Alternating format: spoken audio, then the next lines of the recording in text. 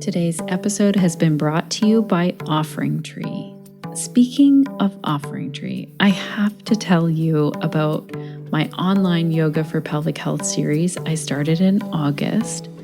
Mainly, I have to tell you how easy my life was because I'm using OfferingTree. I had 75 people register for this session by the first class of the series. I know, I was super shocked. 75 people, that's a lot of people coming to class. And because I use OfferingTree, everything was automated. Thank goodness. Everyone signed up through OfferingTree, paid, the Zoom links went out. In the reminder emails, there were some reminder texts that went out, and students said that they really appreciated that. And everyone could see the class time in their own time zones. It worked so well. And then when it came to put the replay up for all of the registrants, which if you're wanting to access this, yes, you still can, by the way. I've had some emails and messages asking me if people can still sign up. You definitely can. I will link to that in the show notes. So when I went to do this, put the replay up, I was a bit confused on what I should do. OfferingTree has a store option. They also have the option for packages and membership. And so I was sitting there thinking, I'm not sure which one is the best one for my students. So I typed my question into the chat, and right away I got an answer from one of the OfferingTree team. And I realized that I was trying to complicate things. I was trying to make it harder than it actually was. The fix was really simple. And I got the replay linked out to everyone. So I definitely want to tell you, if you're sitting on the fence and thinking, which platform should I use for my website to sign people up and to do payments, OfferingTree is the one that I highly recommend. And also I want to give a shout out to Lucci for helping me in the chat. It was just really fun to connect in there and to get some quick answers and to get the replay out to my students. So if you're wondering, how can I manage all of this online stuff? Don't worry, OfferingTree is what I tell yoga teachers about all the time. And because you're a podcast listener, we have a special discount for you over at offeringtree.com/Shannon. Hello and welcome to the Connected Yoga Teacher Podcast. I'm your host, Shannon Crow. I use she, her pronouns, and this podcast is being recorded on Anishinaabeg, Odawa, and Mississauga land, also called the Bruce Peninsula in Ontario, Canada. If you are new here, you might not know that I'm also a mom of three, a yoga teacher, podcaster, and founder of Pelvic Health Professionals. And this podcast was created for you so that each and every week you are connected to the information and the inspiration that will support you along the way as you build your unique yoga business. I know what it's like to come out of a yoga teacher training where you feel super supported and inspired, and to be kind of tossed out into the real world of, okay, now I'm running a business and I'm continuing to learn about yoga and fit my own practice in, all of the things. And so that's where this podcast came from. And I cannot believe that it's been this many episodes until we're actually dedicating an entire episode to that sweet, blissful end of the yoga class, relaxation that we all know and love so well, which I was calling Shavasana for a very long time, but which is Shavasana. So this is the final resting pose of almost every yoga practice. But how much do we really know about it, and how much do we understand about it? I really want to highlight and acknowledge that in this interview with Indu Arora, I learned I had been saying Shavasana wrong all these years. I was saying Shavasana. Many of you probably are. I think it's really hard for me to even stop myself. It's become such a habit. And I've learned from Indu in this interview today that it's actually Shavasana. So as I was learning, Indu kindly corrected my pronunciation, and we got into a really interesting discussion about why the pronunciation of Sanskrit matters, and some of the asana names we've been mispronouncing over and over again as yoga teachers. I can't wait until you have a listen to this. I learned so much about Sanskrit pronunciation and the meanings of certain asana that I could go on and on about. But before I get carried away with that, let me introduce Indu Arora. Indu considers herself a lifelong student and has spent the last 2 decades of her life studying, thinking, and sharing yoga and Ayurveda.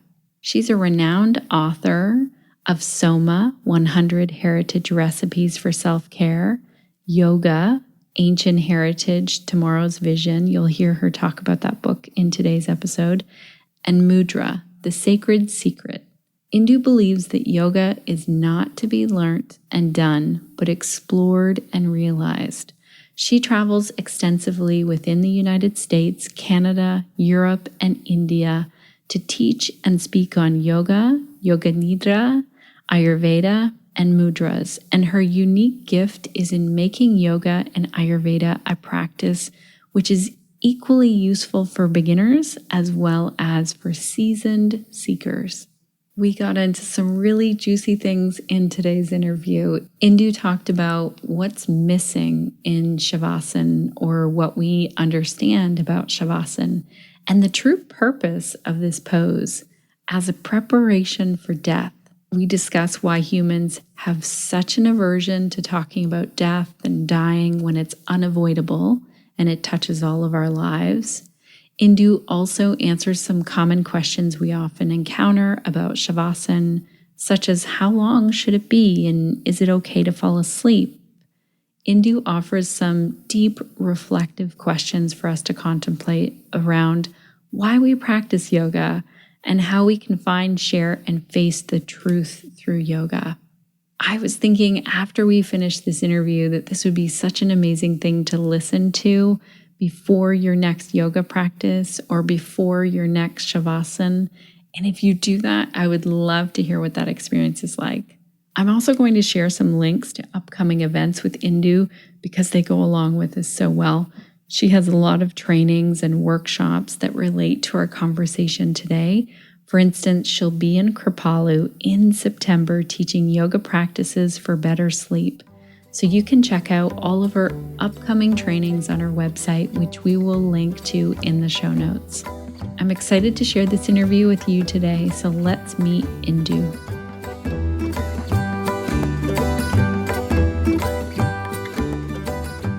Welcome to the Connected Yoga Teacher Podcast, Indu. It is so great to have you here today. Thank you so much for having me, Shannon. I'm excited that we get to talk about Shavasana, which already, as you and I have been talking, I realize I have, for my entire time as a yoga teacher and a yoga practitioner, have been saying Shavasana. I'm excited that we get to talk about Shavasana. But before we get into that, why don't you tell our yoga teachers what is the work that you do and who do you do it for? It has been a pleasure sharing about yoga, Ayurveda, and Tantra for as far as I think more than 22 years. And this is more than half my life. And I really take delight in sharing about it because it's something that I get to learn about, that I get to immerse myself in, that I get to study as I share. So who do I share it with? It's just, anyone who is around. It doesn't matter. I think in the process of immersing yourself in something that you love, I think over a period of time, it transforms you in ways that it is not something that you do in a specific setting. I think it's over a period of time you become. This is really fascinating. I read this in a bio of yours, something along those lines of like yoga is not something that we learn and do, but instead, do you want to dig into that a little bit more and what that means, let's say for someone who, myself as this day-to-day routine, I'm a mom, I have a podcast, like I have a business. What does that mean then? Does that mean that I stop rolling out my mat and practicing yoga, or what does that mean? That's a very, I think, important thought to mull over that when do we really think we are practicing yoga? When do we really think we are teaching yoga? When, if it is true that it is a philosophy to live by and not just the name of an asana that we practice, then the space where you practice expands from a mat to your home, to your community, to the world. It's as if you talk yoga, you walk yoga, you laugh yoga, because it is a philosophy that continuously informs how you speak and where you take a break and how you make your decisions. Everything is informed by that pause, that reflection, that contemplation, and may I say, the underlying current that is awareness. So to me, yoga is awareness. Living a life of awareness is living a life of yoga. As you mentioned, and this is something my teacher used to say and still says, Shannon, that yoga is not to be done. It is to be explored and realized. So it is a state. It is a state of being. It is a state of mind. It is a state of emotions. It is a state of breath. All of this. So irrespective, all of us have, in the words of my teacher, all of us have different portfolios. Being a mother, sister, brother, father, teacher, or any profession, whatever it may be. It does not really have to be a yoga teacher to learn and to share about yoga. It is irrespective of those portfolios, those roles. Yoga is something that can still continuously inform our lives and allow us to express and to live in a way that is in alignment with our deepest inner selves, as well as at the same time in alignment with the natural rhythms and with the nature. I love this so much. Thank you for sharing that. Oh, yeah, you were going to say something else. So please do not stop rolling out your yoga mat. Okay. I would like to add this, that it starts bit by bit. And at times it's so important to have that routine to roll out the mat and be on that mat. And even if we don't know what to do by sitting on the mat, what should I practice today or what would be right for me? Just sitting on it and even thinking about this is yoga. Because it is building awareness that at present I don't know what I should be practicing. At present I'm confused, and you are confused with awareness. That is also yoga. Oh, this is so good. So good. I love that you said that we could just roll out our mat and then start to be aware. Okay. Who is your teacher now, and how did you get into yoga? When did your journey with yoga start? If I look really, really far back, it began right in my childhood, living with my joint family and observing every day my father practicing different yoga asanas, my mother practicing mantras. And it was an environment in the house that was a kind of passive learning, just observing that. And through that observation, through that passive learning, there was a subtle imprint in mind that what does it mean to wake up in the morning? What does it mean to extend and move through the day? And what does it mean to going to bed? Because these were not just activities that were marked by breakfast and dinner. These were not just activities that were marked by taking a shower or, watching something and just going to bed. These were really carefully marked beginning and endings of the day with certain activities and rituals that would support a conscious waking up and a conscious going to bed. So that is my earliest impression. Now, was I really with vigilance and with curiosity observing all of it and making a note and becoming curious? I don't think so. As children, these are things that this is normal because this is the environment you grow up in. It doesn't seem like, oh, I want to learn about it. So it just happened. But nonetheless, it really makes a lot of difference what the kids see growing up, because those are their subtlest impressions. and somehow it does inform your life. But it was at the age of 16 that I met my teacher. And through that teacher, I met another teacher at the age of 17. And she's someone who lives in India, and she's in her 80s right now, 80 years young, may I say. And she teaches about 6 to 7 classes every day, Shannon. I'm not talking about per week. Wow. Every day. So this is the teacher whom I studied with, and just meeting her has transformed my life. And getting the opportunity to stay with her and learn those many hours every single day, that is something I do not take for granted. That is something I consider as a debt that can only be repaid by living it, by sharing it, by becoming that. So, and she's still my teacher. I continue to go and visit India and live with her and study. And when I cannot visit, I talk to her on phone and just receive those bits of inspirations so that I can keep going, and not lose the focus of what is the purpose of yoga and why are you sharing and why are you studying about it and why are you thinking about it? Do not lose that focus, which can easily be lost amidst so many other things that yoga has become about. And I can count my teachers in one hand, how many teachers influenced my life. And it's not that they were my teachers. It's not that they are my teachers. They were, are, and always going to be my teachers. And they have, and they are, and they will always be shaping, transforming, stirring, and stilling my life. That's amazing. I'm sitting here thinking of what your teacher at 80 years young must have seen in the last 80 years just on the planet with regards to yoga. It must be pretty wild to be in that seat and see everything that's happened. It doesn't matter. What she says, it does not matter. The time is a wave, it comes and it goes. And we may, in this limited scope of time, have an even more limited understanding of a subject.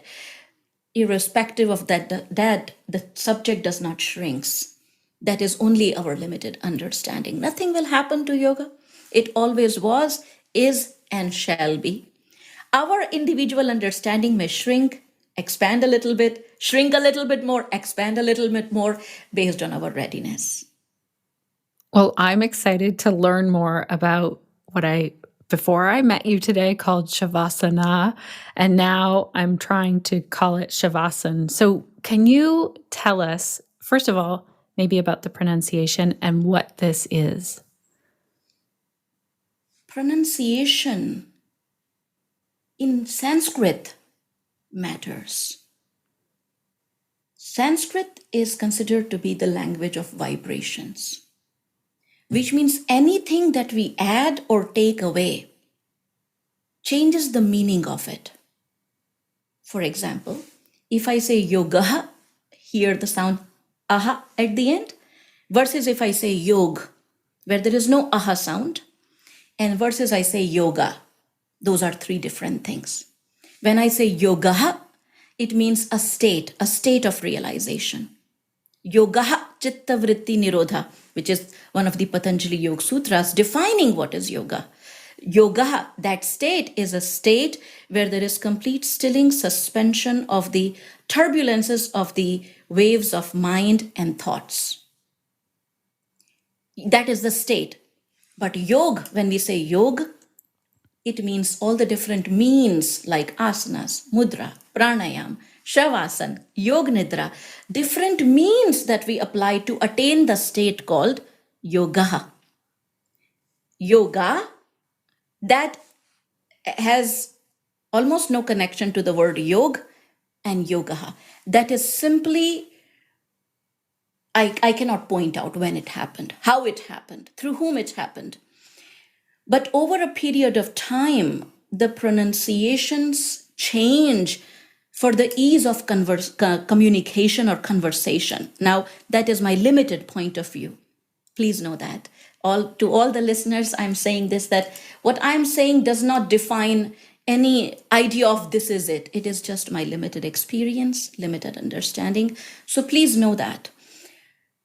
So yoga is, think of it, a very crude way of saying the word yoga, a very raw way. Someone who may not understand Sanskrit, I do not completely understand Sanskrit, so I'm not a Sanskrit scholar, but having born and brought up in India, there is a natural brush, there's a natural undercurrent through which you learn. I can read Sanskrit, I can speak Sanskrit. Can I 100% translate? No, I cannot.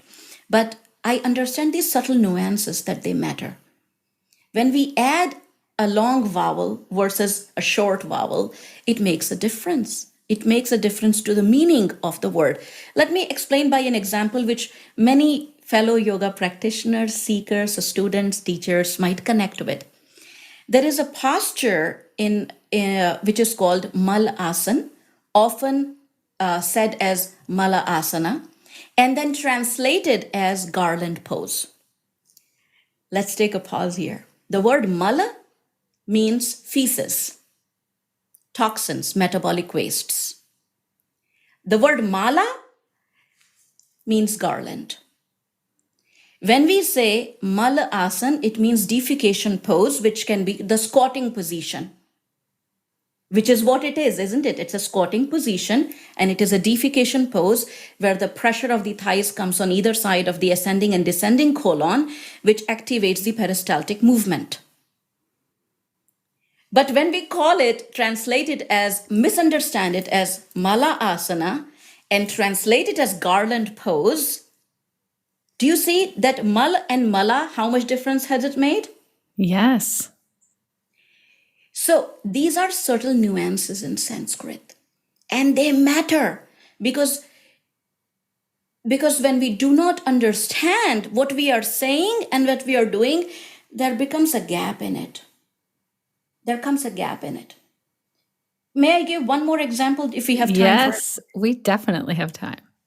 Another example of an asana, because I know a lot of us are asana practitioners. So here I'm trying to simply present it, and may I say simply suggest it, that when we talk about the name of an asana, understand what is that asana about instead of just mirror translating it. A lot of asana names are mirror translated. And because of that, we get away from the focal point or the purpose of it. Just one more example of an asana, which is called Gomukh asana, often translated as cow face pose or cow head pose. Yes? Yeah. Where go is generally, again, mirror translated as cow and mukha as face. Now, Gomukh is a place in India. And that place is the birthplace of the river Ganges. So Gomukh asana, because the knees are kept over each other and one elbow is raised up, it may seem like, because in our mind, whatever we understand, then we start projecting and we start seeing that it is true. We see that the knees over each other are like the jaws of the cow, the feet going out are like the ears of the cow. We start seeing these things as true instead of building curiosity. What does it really mean? Now, Gomukh is a place which is the origin point of Ganges in India. And in this asana, what happens is there are certain energy points, which are called marma points, which are in the mid-thigh region and the mid-upper arm region, which are the points for water metabolism, for the flow of circulation of fluids in the body. And that is how this name gives meaning to what this posture is about. But when we get lost in the understanding that it is the cow head pose, we lose all that focus. Oh my gosh, this has been such a mystery since early days of yoga teacher training. I remember us having a discussion saying, how does this even look like a cow face? Oh my goodness. Thank you for this example.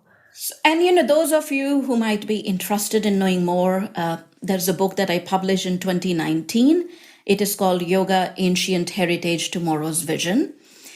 And in that, I wrote about all these asanas and pranayam, and it's based on the 8 limbs of yoga. And In my limited awareness, I've tried to explain all these things about different asanas, pranayam, and yamas and niyamas, really going into the meaning, the etymology, and explaining what it means so that we as readers, as practitioners, as seekers of yoga can go back closer to the meaning, and then from there, let there be waves of inspiration. So coming back to Shavasana, you asked about Shavasana, and I'm going to take a pause here and see what is it about Shavasana that makes you curious, or what should we discuss about it, because this is such a big subject, and I would like it to be for the best benefit for the listeners. Well, first of all, I guess, what does it translate to? And I'm curious now, because I know how in the West we've taken yoga and made it into something that it wasn't in. There's a lot of focus on asana here in the West. And I feel like some of us were taught early days, I'll speak for myself, I was more so that was the focus. And so is there anything that we're missing about knowing? Is there anything we're missing as yoga teachers about Shavasana? What we are missing about Shavasana is, and it may sound a little bit raw, my dear listeners, but please listen and think about it. It is a rehearsal for death. It is not just a pose for rest. It is not just an end of the class pose for lying down for 2 minutes to let that sweat that we have built up with asana evaporate. It is not just a time, not that it cannot serve as a time for relaxation, but really the name Shavasana. Shava means corpse. Asana means not just a position, not just posing. It is almost mimicking that state. So yogis, yoginis, realized beings, they realized that how important it is to understand the value of detachment, to bit by bit start letting go, and to prepare for something which you will not get another chance. Yes, we are hopeful, and we should always be hopeful. We go to bed, and that is like a mini death. Every night there is a time which we call as non-rapid eye movement sleep, where there is no dream, and we sleep and we are not even conscious which side of the bed I am, and we drop, not consciously but unconsciously, we drop all our attachments. We don't remember who I am, what do I do, what have I lost, what have I gained, what have I achieved, what am I fortunate for, and what is the misfortunes in my life. We forget everything. There's a dropping of all veils and of all attachments, and that gives birth to this feeling of refreshment next day, mini death, the non-rapid eye movement sleep. And we hope that we will wake up next morning, which hopefully we do. We get to practice and rehearse life. We get to practice and rehearse day, that, tomorrow I will do this better. We don't get to practice death. And as these wise beings, they realize the importance for preparing this once in a lifetime pilgrimage called death. How to slowly detach from this body, from this mind, from its accomplishment, from its failures on an everyday basis. Not that I will do it when I'm 70.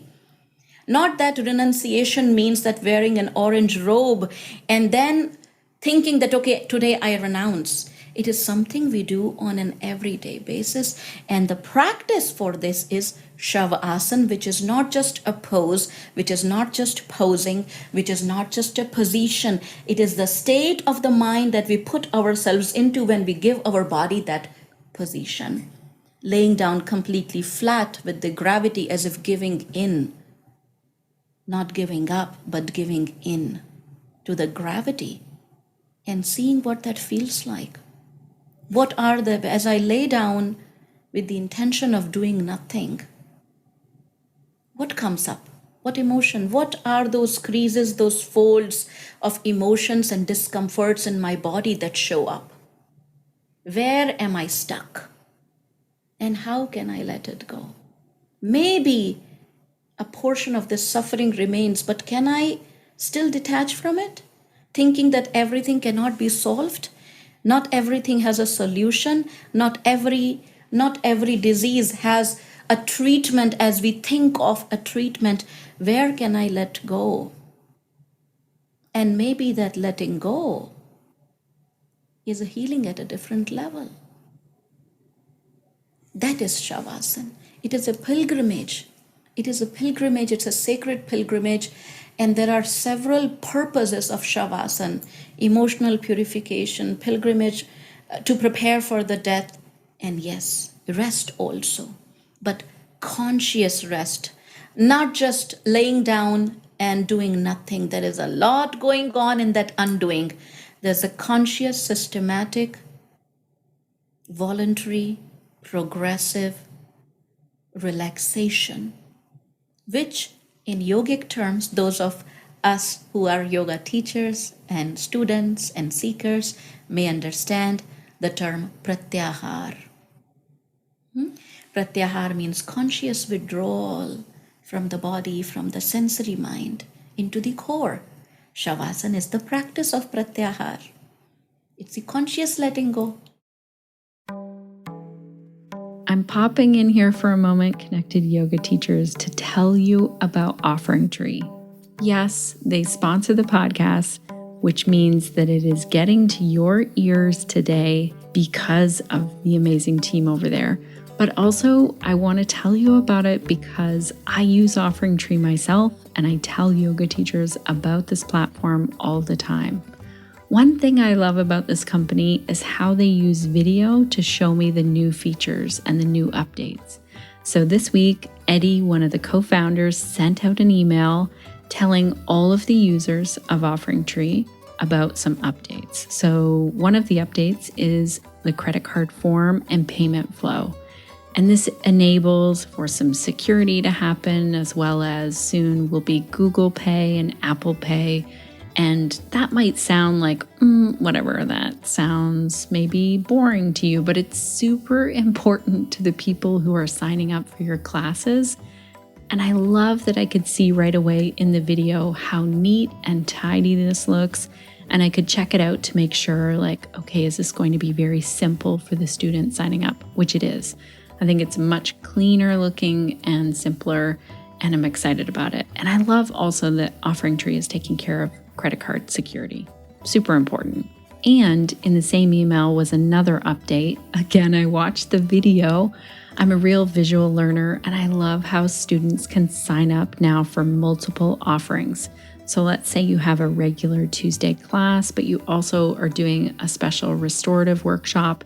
Students could go in and sign up for both, or maybe they want to make sure that they're signed up for your amazing Tuesday class every single week. They can go in there and do that. So it saves them some time if they're wanting to sign up for multiple things. And like I said, it's the videos that I really appreciate with these updates. So the email is quick, and then I have the option to watch the videos, which I often do. And this is something to keep in mind for your own yoga business. This is something that OfferingTree as a company is doing that is working really well for me as the consumer. And you could do this in your own yoga business. So I use Loom. I know that OfferingTree does as well. They don't sponsor the podcast. Maybe they should. Tell Loom, hey, sponsor the podcast. Shannon's already talking about you. But let's say that you wanted to show your yoga students how to register for something, or maybe you wanted to tell them how to log into your video library. You can walk them through this whole process using video. So a big shout out of thank you to the team at OfferingTree for supporting yoga teachers with their software, but also because of their amazing continued support. They keep adding features that yoga teachers need and are asking for. and they keep us up to date with helpful videos and tutorials. If you want to check out this booking software, listeners, you get a special discount over at OfferingTree.com/Shannon. Now let's get back to finding rest and relaxation in Shavasana with Indu Arora. This is really great. And I know that as a yoga teacher and having the discussion around this with other yoga teachers, one really recently that's popping into my mind, my friend Betty was just talking about how she thought maybe she'd built up enough trust with her yoga students to be able to tell them that this literally translates to corpse pose and to get into some of the meaning. Now, this is a yoga class in the West, so do you think that we, as humans, maybe as humans living more so in a westernized world, do you see the push against this? Like, I know people who don't want to talk about dying, don't want to talk about getting older. I have felt that as well in my own being. So how do we practice this and then teach our students when there is that like, that's really not something I want to visit?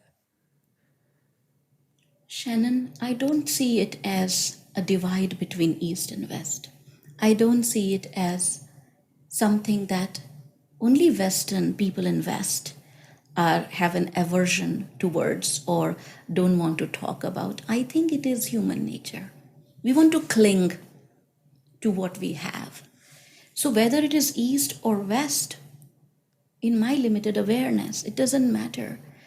And having shared yoga for many years in India, and then having shared it here in United States for last 1.5 decades or more, I can tell you that what I have seen is that what unites us more than what divides us. That human nature is the same, and that human nature doesn't naturally allow us to think about, to come closer, to contemplate upon the subject matter of death. But I also feel it is a responsibility. If we consider ourselves as yoga teachers, I prefer the word sharing more than teaching. In my limited, again, it is, I really take the words very seriously. And I think about them a lot. And when I think about teacher, in my mind, I see hierarchy, I see teacher, and then I see pupils. But when I see about sharing, I feel that we understand, because this is true, that we are all walking the path of yoga.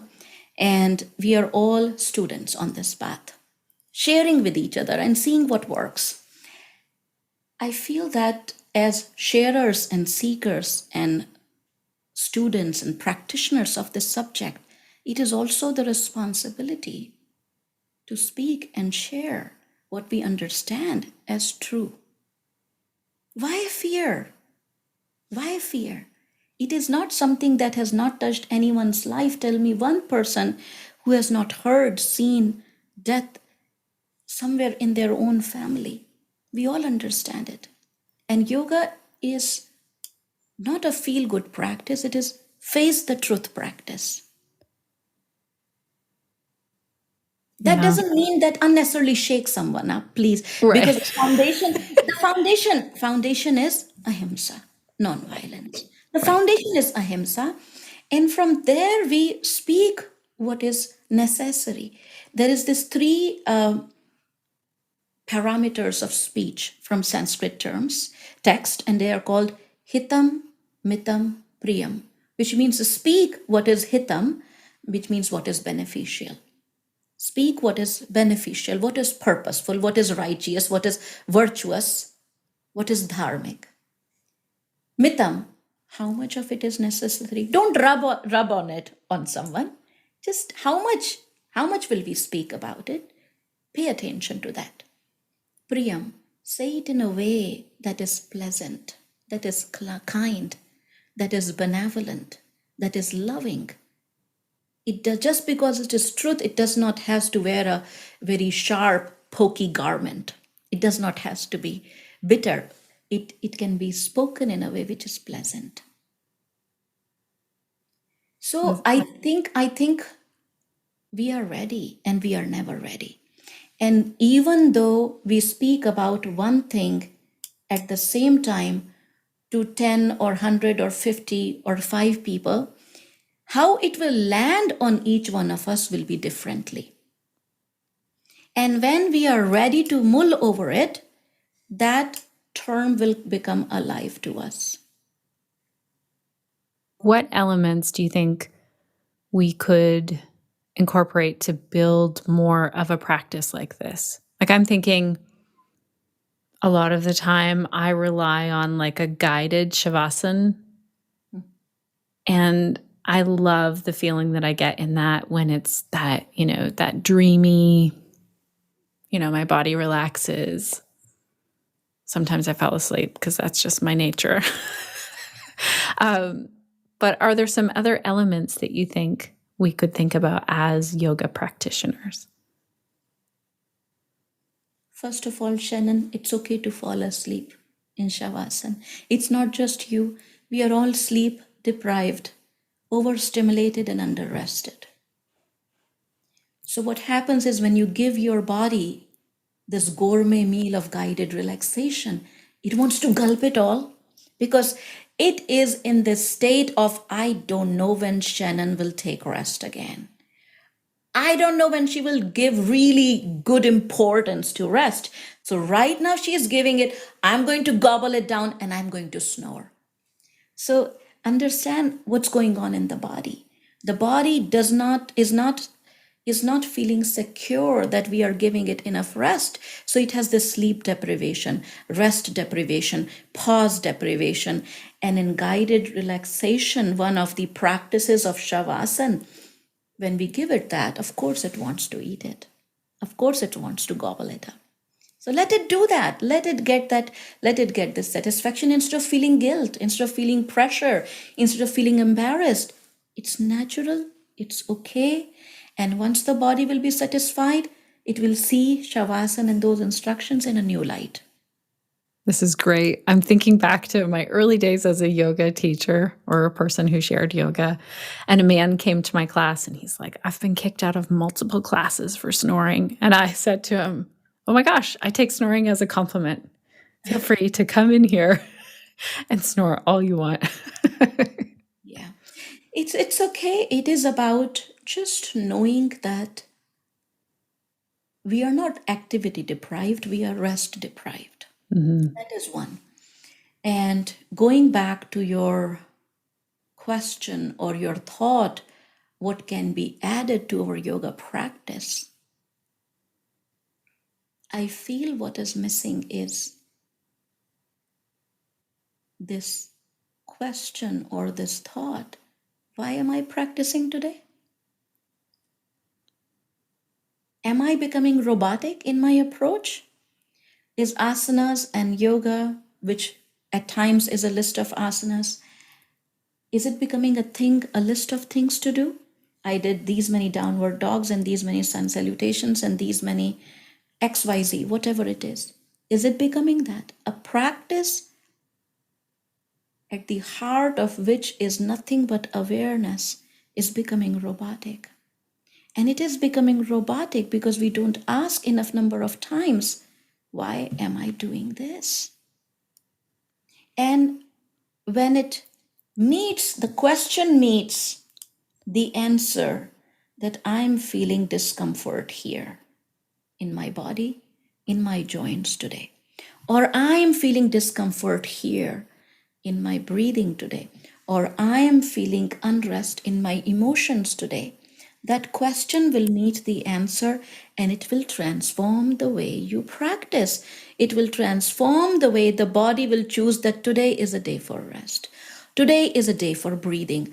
Today is a day for asanas. And not just asanas, today is the day of asanas where I will focus on doing those movements which will lubricate my joints. Today I will do those movements which will really help me strengthen my muscles. Today I will do those movements which will strengthen my digestive system. We will pick and choose wisely. This in my limited understanding, is missing. We are becoming dependent on a list. We are becoming dependent on a sequence. We are becoming dependent on someone else to tell us what to do when the wisdom always arises from within. All we need to do is genuinely, truly ask, why should I do yoga today? What is missing? What is at unrest? Okay, another thing that I hear yoga teachers saying is, how long does Shavasana need to be? Is it 10 minutes for each hour of practice and it needs to be at the end? Like, is there something also that we're missing around this? It's not just, my dear listeners, it's not just a pause and you have not lost connection. I'm just thinking. So I don't want to just say something out of reaction. There isn't any time limit or time foundation to practice. A moment of awareness is yoga. It is not an hour-long practice, and at the same time, it is not a practice that should be bound by an hour, 20 minutes, or 30 minutes when it is something to be lived 24/7. However, when we talk about practices, it takes, with practice, we can go deeper into really deep state of relaxation, which means deep state of detachment. Relaxation and detachment are one and the same. We cannot relax when we cling to something. We can only relax when we are ready to let go. So relaxation and detachment, and pratyahar, all one and the same thing. Initially, it takes about 20 minutes to really relax the physical layer. In physical layer also, 7 tissues, the skin, the blood, the muscle, the fat, the bone, the nerve, the hormonal tissue, to really relax at those many levels. And then relax at the level of breath, relax at the level of emotions, relax at the level of thought. It takes time. It takes time to relax all these layers. It is simply my suggestion. I'm not saying that it comes from a text.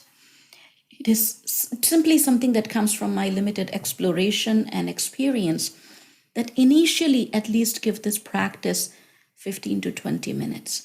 And yes, with practice, over a period of time, you will be able to relax your body in just 2 minutes. But initially, 20 minutes, and it could be longer, depending upon what path, just like your GPS, it recalculates, you want to avoid highways or you want to take highways. In the same way, with practice over time, there comes a certain level of mastery where the mind can take the highway. But initially, it has to go through those bylanes of mind and body and tissues and all those channels to see what's going on, and install all those cameras to see what's going on here and what's hiding here and how should I deal with it. So it may take time initially to go and see in our body where else the tension is hiding and what else am I holding as cellular memory, and to consciously let it go. And depending upon the pathway we take, the duration changes, and if it is of any help and any support and any benefit, there are some different, if you would like to experience, there are at least 4 or 5 different kinds of Shavasana you will find on my website. The pathway of tissues, the pathway of senses, and so on and so forth. The listeners can find it on my website, and I'm sure Shannon can share about that in some way by the end. And there is also this training that's coming up on Shavasana, which will be in person in Asheville, North Carolina. And I've been there so many times, and it's a wonderful place, wonderful, beautiful community. Connected yoga teachers, I'm popping in here for a moment to let you know that the training that Indu is talking about has passed, but I wanted to include her description of this because some of you might want to invite her to your own town or studio to offer this, or you might want to get on her mailing list to hear the next time that she's offering this. There will be a 5-day training on Shavasana. 5-day, not 2 hours, not 1 day, which maybe gives a glimpse of how deep this subject is and how much can be talked about, discussed, and practiced, not just discussed, about this so important, I call it a bridge between external and internal yoga. The bridge that we walk to go to the side of mental yoga, mental processes, and internal yoga. How important it is to strengthen this bridge. I love that it's 5 days. I was just thinking that, like, oh my gosh, what do people, let's say you have a brand new yoga practitioner, you tell them, yeah, I'm off to a 5-day workshop on Shavasana all on its own. And people would be like, you're just going to lay around for 5 days? That wouldn't be bad because of the amount of activities that we have surrounded ourselves with and the illusion of the value of busyness that we have sold to ourselves. That wouldn't be a bad idea if we think about it as 5 days of lying down, but not just lying down, conscious lying down with awareness. And with awareness, taking a different route today in order to touch the soul, what route am I going to take today?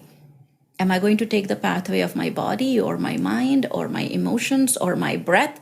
Which route am I going to take today? Because it's not just the goal that's important, it's also the pathways that lead to it that are important. And there are several. So, yes, I hear you, dear listeners, if you're thinking this, that what will we do in 5 days? I can promise you that at the end of the first day, you will get a glimpse of why 5 days, and maybe it could be actually 10 days. It's amazing. There is so much around it. There is very little discussion around this subject, Shannon, and it is so important. It is not just end of the practice. You could have a whole practice, call it a yoga. If you just practice Shavasana for that 1 hour or 45 minutes, there could be a class. I remember when I was studying from my teacher, at times she would look at the participants, and she, as I mentioned, she used to have 8 to 10 classes every day and still does about 6 to 8 classes every day. At times the class would be just the participant would walk in and she would just say, lie down on your back, and the whole class would be just about Shavasana, and it is a yoga class. I think one of my other teachers used to always say that when the meaning of the word changes with time, know that you are growing.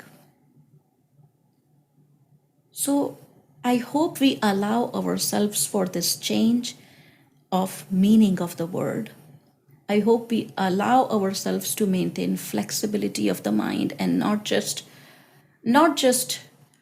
over focus on the flexibility of the body.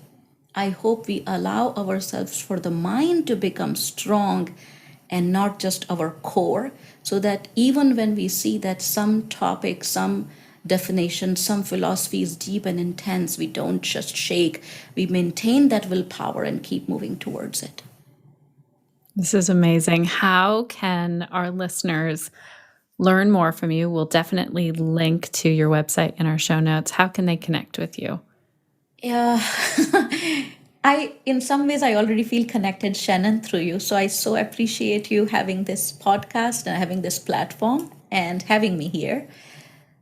And Instagram would be a great place. There is a lot of different things that I post there, whether it is about what is asana and what is Shavasana and self-care. There's different kind of yoga around Yoga, Ayurveda, yoga therapy, and Tantra. And that is just like my name, Indu Arora Official. That is the Instagram handle.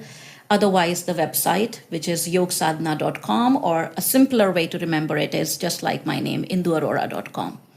So I look forward to meeting you, hearing from you, dear listeners. And I hope that this time that Shannon and I have spent with you doesn't go waste for you. I understand the value of attention. I understand that you might be doing something else while listening. You might have actually taken out time to listen to it. I hope you got something important, something that you can think about. I hope that this time that you've spent informs your practice. And if we meet again, what a delight it would be. Thank you so much, Indu. This has been amazing to learn from you. Thank you. Thank you for your time today. Thank you for all the work that you're doing in the world to share yoga. And we really appreciate it. Thank you so much, Shannon.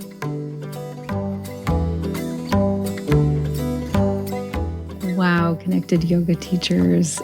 I am so curious to hear from you. What did you think of this conversation all around Shavasana, around the meaning of this pose, around pronunciation of Sanskrit and other poses? If you would like to continue the discussion, there's 2 ways to do that. You can head on over to our website. theconnectedyogateacher.com/288 is where you'll see today's show notes. You can comment at the bottom and find all of the links and check out how you can follow Indu and learn more from her. Or you can jump into our Facebook group. That's the Connected Yoga Teacher Facebook group. An easy way to find it is either search in Facebook or go to theconnectedyogateacher.com and you'll see the join button right on our homepage. I would love to keep the conversation going. What questions came up as you were listening today? What thoughts, what ideas? Let's continue the conversation. Also, I want to thank Indu. I learned so much in our conversation today. One of my key takeaways was this 3 parameters of speech. I've really been thinking on this. Speak what is beneficial, how much is necessary, and say it in a way that is kind and loving. I've been thinking about this in my own life. I've been thinking about it as someone who has a podcast and a voice out in the world, as well as someone who hosts a very large Facebook group where sometimes different discussions come up in there, and I'm wondering, how can my words be helpful and beneficial? How much is necessary to say, or am I, just filling a space? And then, is this kind and loving? So I'm curious to hear what your key takeaway was in today's episode. If you share this episode with another yoga teacher, thank you for doing that. That's a great way to say thanks and to support the podcast. Also, feel free to leave us a review. We love to hear from you. I love to read those reviews out on the podcast. If you want to hang out in real time, I am still teaching for the whole month of September, my Yoga for Pelvic Health. I have to tell you, connected yoga teachers, I am thrilled to be back to teaching.